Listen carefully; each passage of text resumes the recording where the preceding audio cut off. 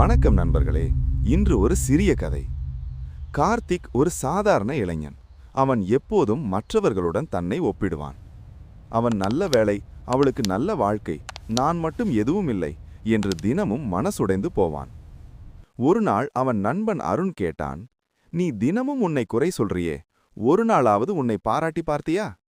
அந்த வார்த்தை கார்த்திக்கின் மனசில் பதிந்தது. அடுத்த நாள் காலை கண்ணாடி முன்னால் நின்று அவன் மெதுவாக சொன்னான், நான் முயற்சி செய்கிறவன், நான் தோல்வியடைந்தாலும் மீண்டும் எழுந்திருப்பவன், நான் நல்லவன். முதலில் அவனுக்கு சிரிப்பு வந்தது, ஆனால் தினமும் இதையே சொல்ல ஆரம்பித்தான். சிறிது நாட்களில் அவனுக்கு தன்னம்பிக்கை அதிகமானது. அவன் உடல் நலத்தையும் கவனிக்க ஆரம்பித்தான். அவன் விரும்பிய விஷயங்களை செய்ய ஆரம்பித்தான். ஒரு நாள் அவன் புரிந்து கொண்டான், மற்றவர்களைப் போல இருக்க வேண்டியதில்லை, நான் நானாக இருப்பதே போதும். அந்த நாளிலிருந்து கார்த்திக் வாழ்க்கை மாறியது. செல்ஃப் லவ் என்றால் முதலில் நம்மை நாமே மதிப்பதுதான். நீங்களும் நினைவில் வைங்க, உன்னை